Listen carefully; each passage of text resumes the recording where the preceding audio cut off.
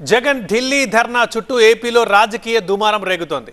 రాష్ట్రంలో పరిస్థితుల్ని దేశం దృష్టికి తీసుకెళ్లామని జగనే అంటుంటే ఇంకేదో కారణంతో ఢిల్లీ వెళ్లారంటోంది తెలుగుదేశం పార్టీ.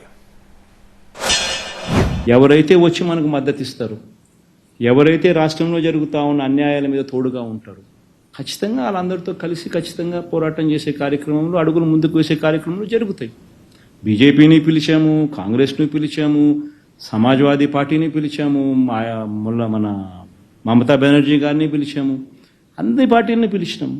వచ్చిన వాళ్ళందరితో కలుపుకొని, వచ్చిన వాళ్ళందరితో కలిసి పోరాటం చేసే విధంగా అడుగులు వేస్తాం. ఎందుకు వేయకుండా ఉంటాం. సువిశాలమైనటువంటి శాసనసభ మీకోసం ఎదురు చూస్తూ ఉంది. ఇక్కడికి రారు, ఢిల్లీకి పోతారు. ఢిల్లీకి పోయి ఆడేదో గల్లీలో ఫుట్పాత్ మీద కూర్చుని మీరు ఆవేదన అంతా వెళ్ళగక్కారు. అరే పోయి నేరుగా చెప్పండి, ఇండియా కూటమి నాయకులతో రాత్రిపూట చర్చించడానికి పోయాను నా భవిష్యత్ కార్యక్రమం మీద అని. దానికి ముసుగులు ఎందుకు? కనీసం బడ్జెట్ కూడా పెట్టలేని పరిస్థితిలో కూటమి ప్రభుత్వం ఉందని జగన్ విమర్శించారు. దానికి కారణం మీరే అంటూ కౌంటర్ ఇచ్చారు మంత్రి పయ్యావుల.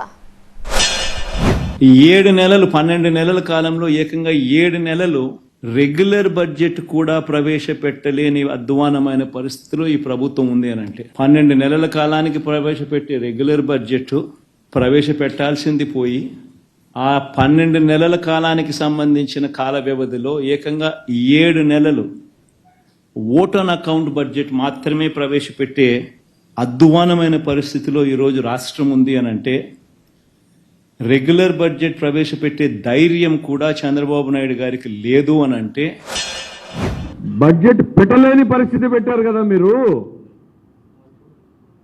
ఏ సంఖ్యని మీరు ట్రాన్స్పరెంట్ గా పెట్టారు? CFMS comprehensive financial management system పెట్టాం.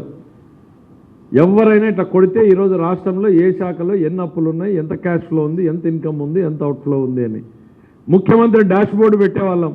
ప్రతిపక్షంలో నువ్వు ఉండి చూసుకున్నావు కదా. ఈ రోజున సిఎఫ్ఎంఎస్లోకి సరిగ్గా అప్లోడ్ చేయకుండానే కదా ఈ సమస్యలన్నీ కూడా.